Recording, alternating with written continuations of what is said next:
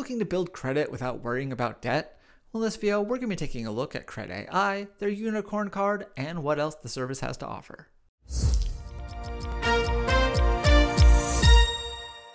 Hey everyone, this is Kyle from FICO, your financial resource for a changing world. For app reviews, travel tips, and more, be sure to subscribe, and thanks for hitting that like button. When it comes to building credit, most people assume that it also means taking on some debt, or at least risking that chance. However, in recent years, a number of alternatives have emerged, including Cred.ai.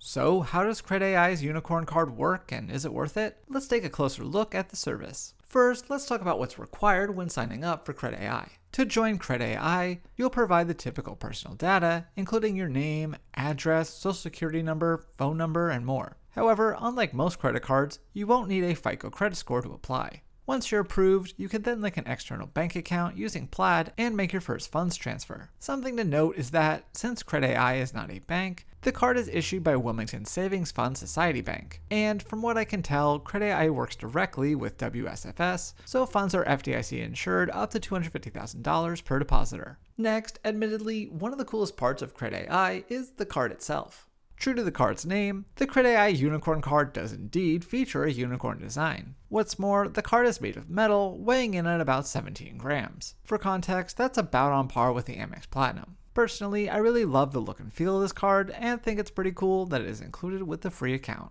As for how the service works, the account can help you build credit by reporting positive payment history. When you open a Cred.ai Unicorn Card, the account will be added to your credit report along with an available credit number. For me, this credit limit was listed as $1,500, which I've read is standard. Despite this, you won't actually see your limit in the app, and if you stick to the standard options, the card will simply function as a debit card in practice. But in the background, Cred.ai is actually totaling up your charges, automatically paying off the balance, and reporting these on-time payments to credit bureaus. With that said, you can opt out of the automatic balance payments and settings, although I wouldn't recommend this, as you could incur interest and late fees. Instead, I'd stick with the defaults and use this credit card as you would a debit card. Finally, in the Cred.ai app, you'll find a number of useful features, including virtual cards, a flux capacitor, and much more. Starting with Cred Stealth cards, you can generate one-off digital cards, mask purchases, and lock the card after. Meanwhile, you have similar controls for your physical card, including the ability to lock your card or block certain transactions.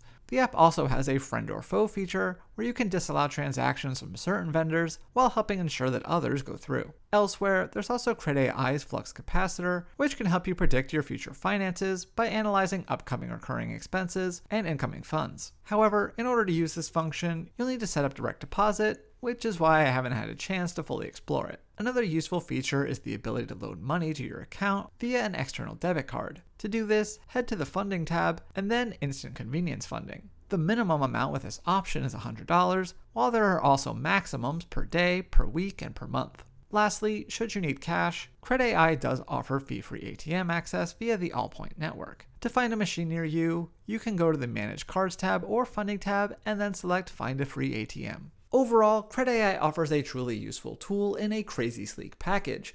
Nevertheless, the account is not right for everyone, and there are a few downsides to consider. Personally, I love the concept of Cred.ai and think that the app and card are really well done. That said, and not to humble brag, I'm not exactly the right market for the card since I already have good credit. Therefore, it's hard to speak to how effective the service may actually be. On top of that, since the account doesn't pay interest and debit card purchases don't earn rewards, those who don't need the credit building potential of the Unicorn Card will likely find better options. But if you are looking to build credit while avoiding debt, then hopefully Cred.ai can help. Hopefully this gives you a better idea about what Cred.ai's Unicorn Card is all about, but for more on the service, I'll have a link to my full written review in the description box down below. Also, if you have a debt-free credit building tool that you prefer, I'd love to know what it is in the comments. So thanks again for watching, and I will see you next time here on FICO.